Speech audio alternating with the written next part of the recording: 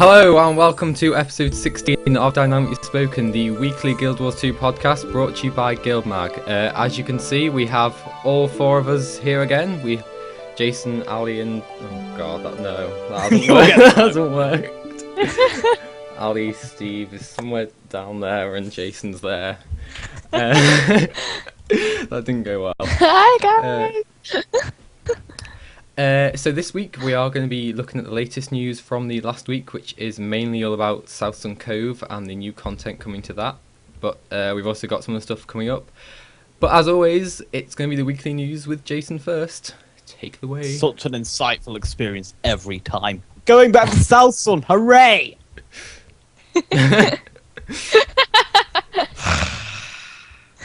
Going back to Southsun. It comes out on May 14th. It might already be out by the time this podcast goes out, so you Might yeah. We got a Living World update blog called The Pivot Point. Frickin' posh words as usual.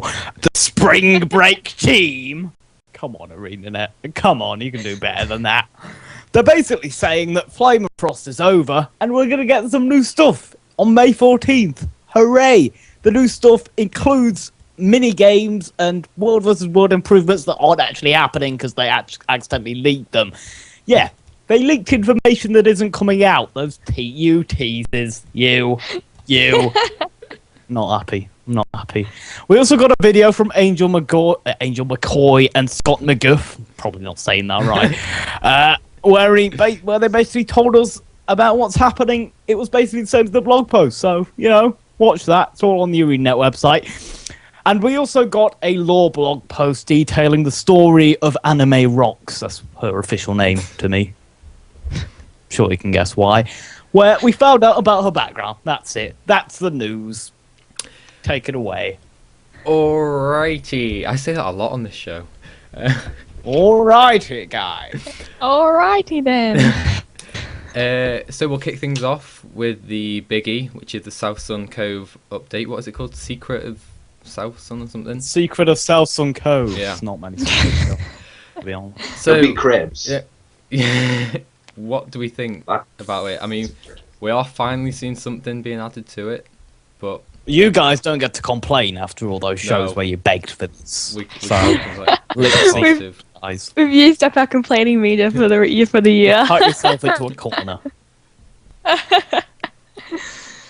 I'm really excited about it, mostly because it's all I've wanted from Southsun Cove is to turn it into like this kind of tiki holiday destination, and by the look of the video it is actually going to be a holiday destination. And you know what I'm going to do? I'm going to go to the gem store, get my bikini suit, I'm going to run around like crazy and pretend I'm a tourist there. So I'm really excited about it. And the crab tossing, which is a really unfortunate name, but it looks like it's going to be fun. You got crabs yet? While you're on holiday, let's Here play you go. crab toss. So yeah, just for those who don't know what's happening, we're basically getting a new story arc involving Southsun Cove and the consortium, and it's basically like refugees trying to build new homes, and also they can probably explain it better than I can because I'm just not known for explaining things very well.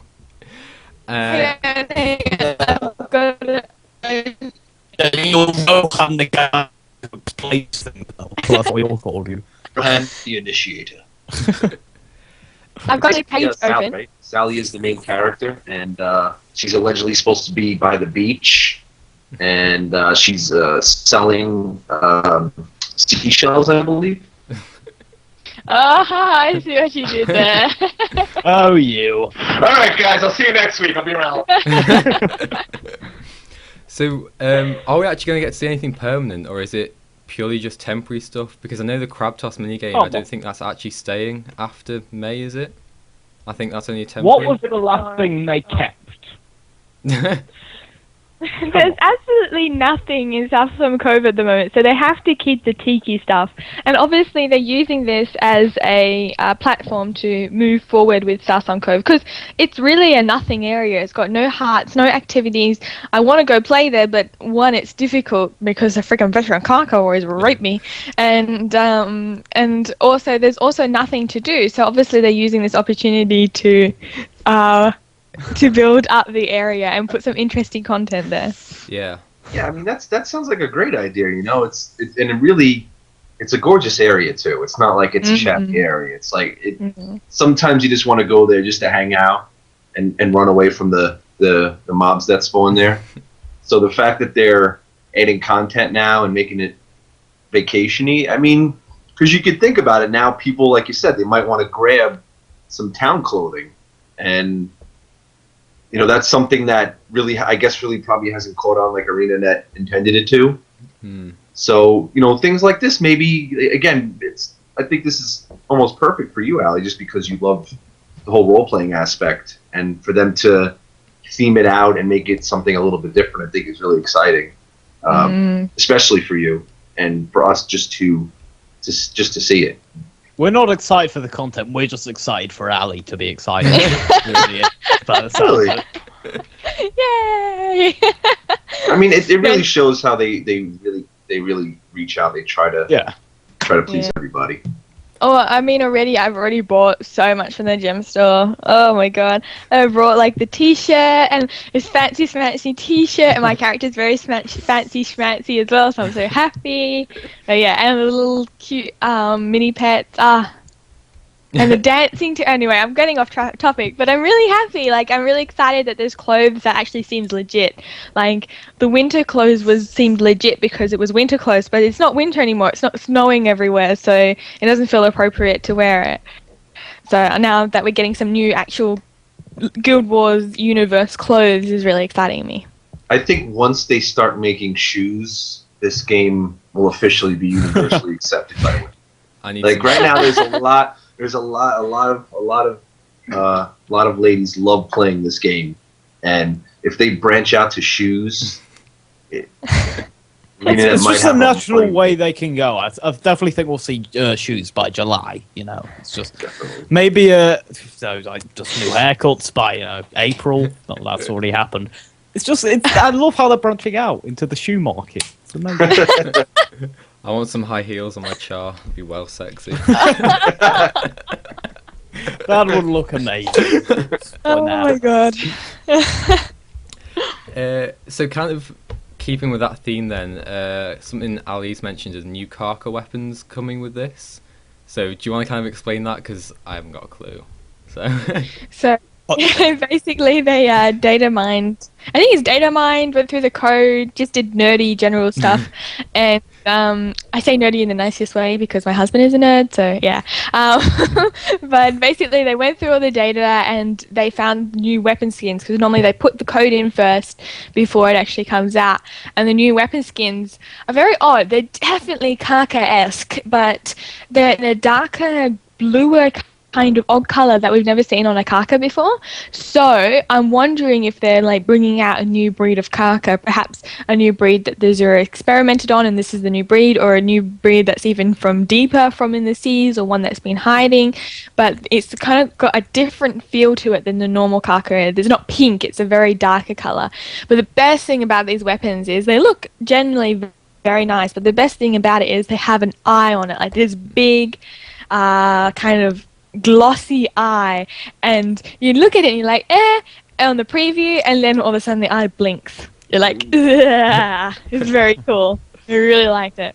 So yeah, they have blinking eyes on it. I think some have multiple eyes, but most just have one, and it's very cool. It does look very cool. And on the shield, like, you know it's Karka because on the shield, on the inside, it looks like the inside of a crab. You know that kind of ribbed formation of an exoskeleton? It looks like that, so it's very cool. Oh, that does sound really cool. So yeah, I wonder if this could be like eventually leading. I don't know if I want to say it just because but this could because it seems like there's a sea theme going on that eventually this could lead to the dragon Bubbles. that we know so little about. Yeah, Bubbles the dragon. Yeah, they have to lead there sometime, but I think it would be later rather than sooner.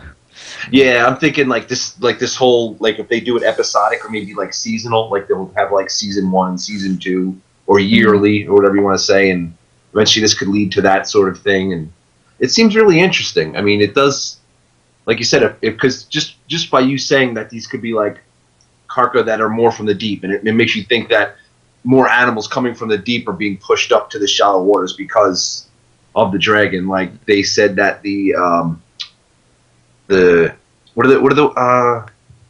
snake, sea crate. snake people. Yeah, the crate. Like the crate, how they said that they were pushed up from the deep by the elder dragon. Is Primordius? No. What's They don't know the volcano elder dragon guy. underneath. They don't know the name of the one underneath yet. Okay. Our resident law expert. Anything else to mention about Southsun then? Because we didn't really know that much yet. I should just say about, I think this is involved in the living story, about the Nemesis that's coming out on Sunday. They said that, you know how they were talking about, oh, you get your personal Nemesis like 3 updates ago. Yeah. Well, apparently at the very end of this one, we get introduced to a Nemesis, and then basically I think it's just a cutscene that happens at the end, but you get this final achievement so you can complete everything of the Molten Alliance story, and you actually get introduced to this Nemesis. So obviously the Nemesis is going to bleed over into Southsun Cove and become a major player in Southsun Cove. But it's got a lot of people confused as to what this Nemesis is. Obviously we found out she's a woman, but like how's she going to affect our story and how's she going to play a part of the story in Southsun Cove, a lot of people are interested in. So yeah, so this Sunday there'll be the final update to Molten Story where you'll find out who your Nemesis is. This woman must have done a lot to upset, 2 million players?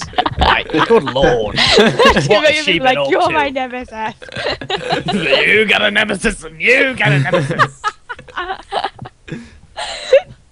It would have been cool if they had like a pool of different characters, but that would have been way too hard for everyone. Like getting voice actors. Yeah. Randomly generated Nemesis. Yeah, that's basically all I know of the end of the living story. One thing I was curious to ask anyone is, does anyone have any ideas what's going to be coming after May, like June, July? I haven't really thought about it, but has anyone got any ideas when they might lead? I want something dragonous. Please. Dragon! Something what? Dragon. Oh, you have to wait for an expansion for a dragon, surely. That's never gonna happen. I mean, it's kind of interesting. Like they talk. I mean, I think it eventually could. I really do think like a year. A year is a good time. Like expansion / kill the dragon. You know. Yeah. But if you think about it, the deep sea dragon, that's going to be totally underwater. So who knows how many people would be on board with that? Unless they had like air bubbles. Like they have to do. Just look up in the sky. Oh my god! Somebody's had a giant bubble bath. Yeah, I think they'll definitely do an expansion with the dragons, but I think Bubbles will be definitely closer to the end because Colin Johansson, as you know, he's talked about the forest dragon as or jungle dragon as his favourite one. So I think that one's definitely going to be done before Bubbles because they know that the underwater gameplay is very lacking. No one really wants to do that, so they'll be committing like suicide if they decide to go, oh, let's do the thing that everyone hates the most first. I have this vision of them not wanting to do the content, so one day just news story. A giant dragon has been beached at Lion's Arch. He's just lay on the shore, just dead. Like, we did it! It's, like it's caused by pollution, like indirect soda cans and bottles next to the dragon. It's got like a 6-pack, like the 6-pack thing that it's like a bunch of years ago.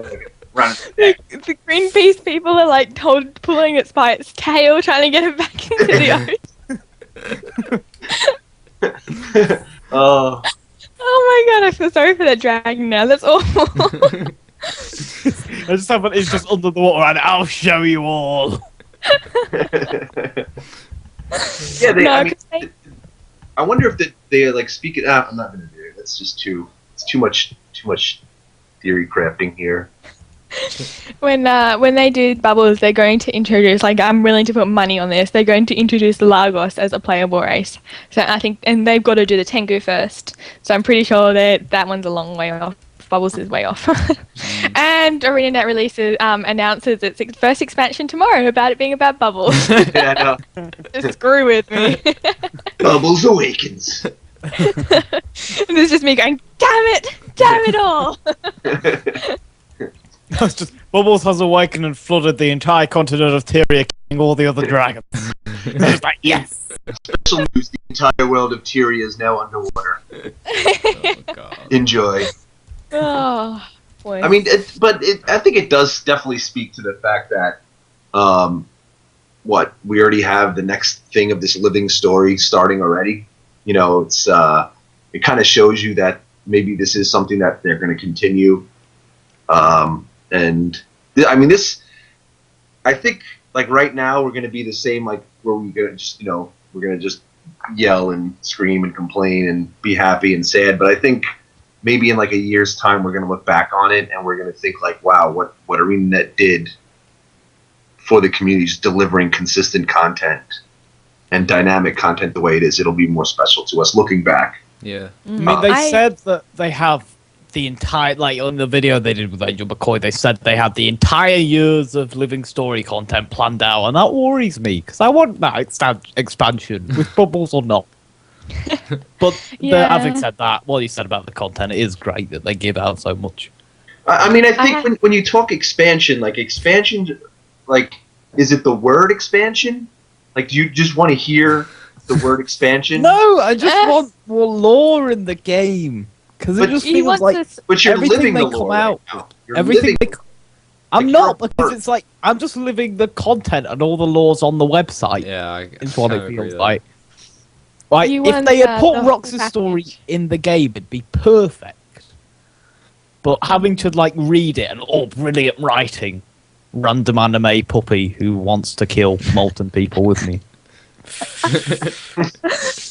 No, but I understand that because a lot of the expansions will include maybe information about Cantha, maybe information about Lona, new information about the Tengu or new races. Like they have to branch out into lore for expansions. Where here they don't really have to. They just go, new race called the Kaka. That sort of thing. It's exactly that, because I just love the lore, but I feel like with Guild Wars 2 they've neglected it in a sense. Like they focused on one dragon and they barely went back. They barely focused on anything they've done in the past, if that makes sense. It was all just like gone.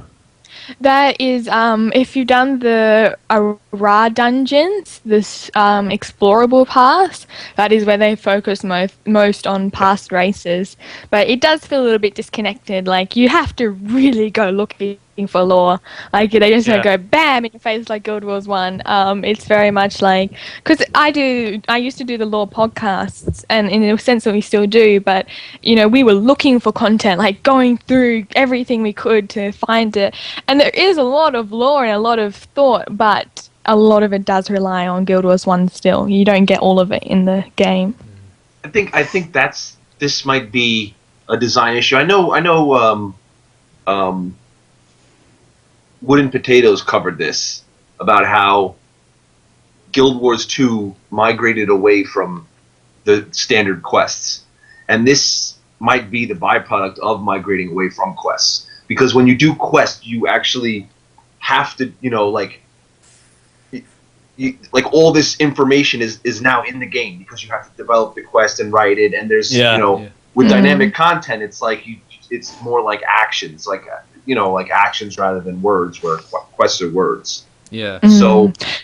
Because it's all spoken, so the guy goes, you must kill these harpies because they're invading a land where, in previous game where they were allowed to have a wall of text, they'll go, the harpies are looking for an ancient treasure of their ancient burial ground that used to be here when they were allianced with this other thing, and if you're into lore, you just go, oh my god, and you read it all. If you're not into lore, you go, skip, accept, that sort of thing, where now they have to do it short and sweet, because it is voice acting. A guy's not going to sit there and stand and talk to you for 15 minutes. If they did that dynamic event, I'll bugger off, I'm going to...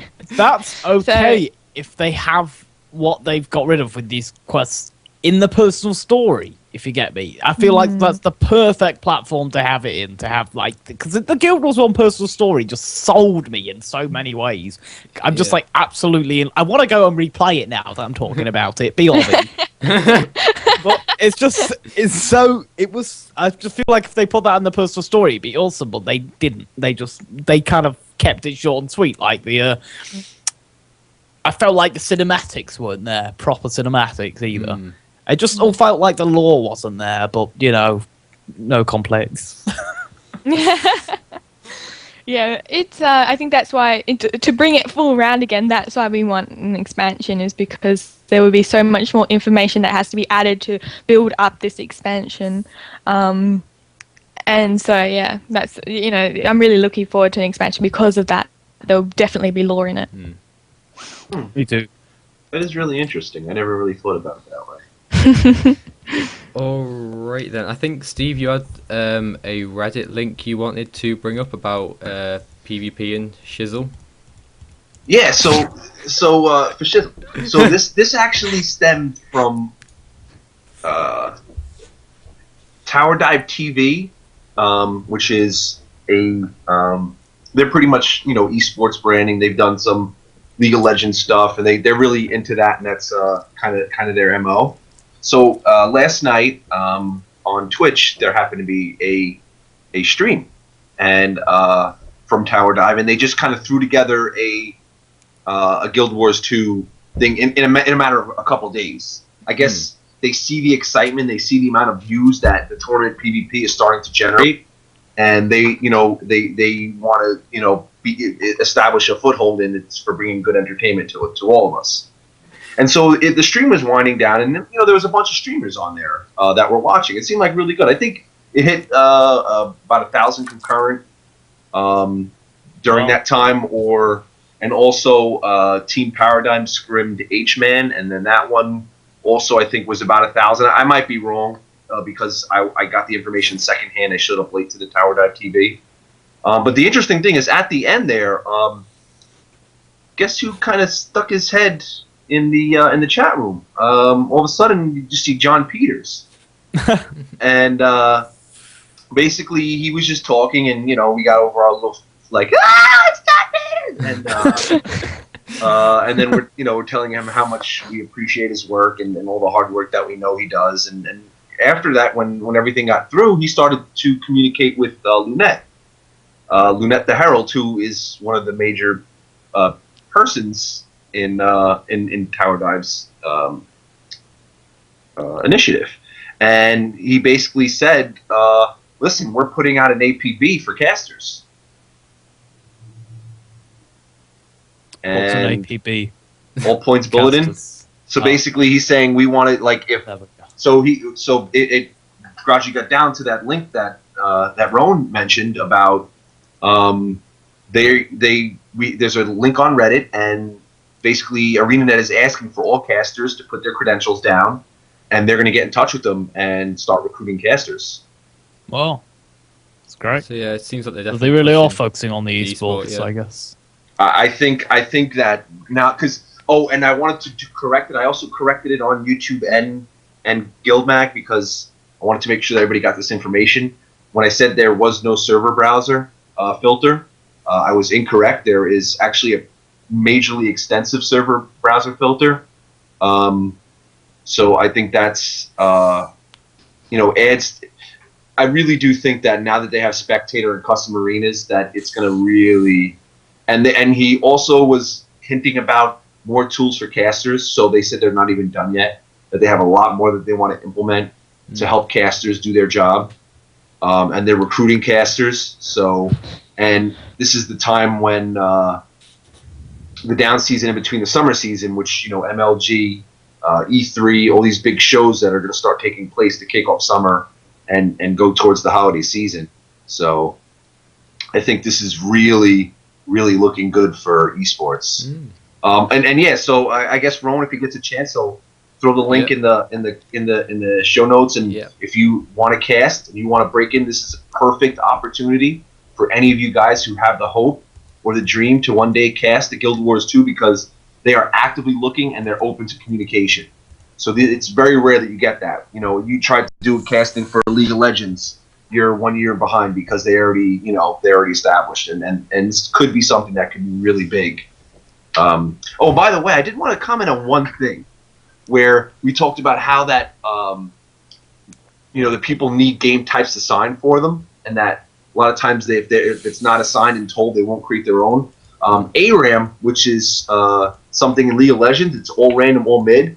That was actually something that was created by the community, and League of Legends, with their just last patch, actually implemented it, made a whole custom map, and made the game type into the game because the fans made this type and had it in there. So I think sometimes because the vocal minority is often the ones that you hear, and those are the ones that are always, I think that there's a lot of really good, passionate people in the community, and obviously for everything else, but also for esports and tournament PvP. And I hope that we're going to be surprised, and I think we're going to be surprised about how well it's going to take off, because I think Guild Wars 2 has a unique stance over any other MMO out there as far as the way the combat works and how different it is from other games and how fast paced it is. Yeah. And a lot of movement, which is, people like movement. Yeah. And even just how much they care about their players, I guess. Definitely. I definitely think, they're not as big a team, because I think PvE takes a lot of resources, because I honestly think that this game, as far as PvE goes, is amazing. Like, it's what they do and what they're continuing to do. But that's not to say that, like, we think like, oh, it's like, it's like Yosemite Sam and Bugs Bunny, where Bugs Bunny draws the line in the dirt, and like the PvE guy can't step over into the PvP zone, or he's going to go off a cliff. It doesn't work like ArenaNet is shifting assets. So as they keep designing the game, they're going to keep, being able to shift assets, like having the art guys and again, putting, like, bringing things together and making things. I don't know. I'm just rambling because I'm really excited about, like you had no idea like how much the chat blew up last night when John Peters showed up, and how excited he was, and how like Lunette was. She was so excited. She's like, because they just did this. Like, they just did this out of the blue, like, because they wanted to check it out. And all of a sudden, here's John Peters in the chat, like, talking to her, and she's like, "Oh, okay, yeah, definitely, we're gonna do this." And like Blue was there, and Grinch was there, and Tamaker was there, and like all the casters all of a sudden showed up out of nowhere. And you check out this Reddit thread, and there's like 15 to 20 different casters all putting their information when this thing just went up last night. And I think this is really exciting. Like, this is really like, get on the hype train, woo, woo, because I think this really has a chance to do something exciting for everybody. And to finally have an MMO that could potentially, become at least some, like, a presence in the esports community where, other MMOs haven't been able to do as much. Definitely exciting stuff. It would be good to see it kick off, I'll go admit. Yeah. Fingers crossed. I mean, because you think, like, the hype, like, the living story is like it seems like the MMO is like, it's like a girl becoming a lady, or a boy becoming a man, like, growing into its own. I'm serious. Jeez, like, analogies, come on. But it's true. It's like, because when an MMO comes out, it's like your baby, and now the baby is like reaching like where the pimples are going away, and it's like Guild Wars is on its period. Oh my god, I can't believe it. I'm such a fanboy. I'm sorry. I just like your analogy. I could totally remember. But it feels like it's coming into its own. Like, you could see, like, they're hitting their stride. Like Living Story's over. Oh, let's do another Living Story. When is it going to come? Like, next, a couple weeks? No, it's becoming like next week. It's like, it's like, oh, Monday. We're going to have more Living Story stuff. When the Living Story isn't, like, it's almost not even over yet. You can still do certain stuff because they extended it a little bit. Yeah. What was I going to say? Oh, yeah, that's linking on from, I think, what I said last week, how I felt now, especially with the April Super Venture box, and then what's happened with the Flame and Frosting, that they are definitely sort of shown as what they're capable of, whereas necessarily I didn't feel like that before. So yeah. Anything else to mention before we wrap it up? By anyone? Can't wait to see where they take everything. That's about it. Yeah, positive. Definitely feeling positive about this game. We can finally end on a high for once. I know! Everybody! Oh god. Blinding smile. Alright, so I think... Except Jason's fiddling with his camera again. Did you not touch your camera? I'm not. I got used to it for a while. For a while. Okay then, so I think that's about it from this episode. Remember, podcast@guildmag.com is the email address if you want to send in any comments or stuff. You can also use the comment system below on YouTube or on the GuildMag website, and our Twitter accounts will also be in the show notes, so you can tweet us as well. And that's about it from all of us, so I guess we'll see you next week. Bye everybody! Bye.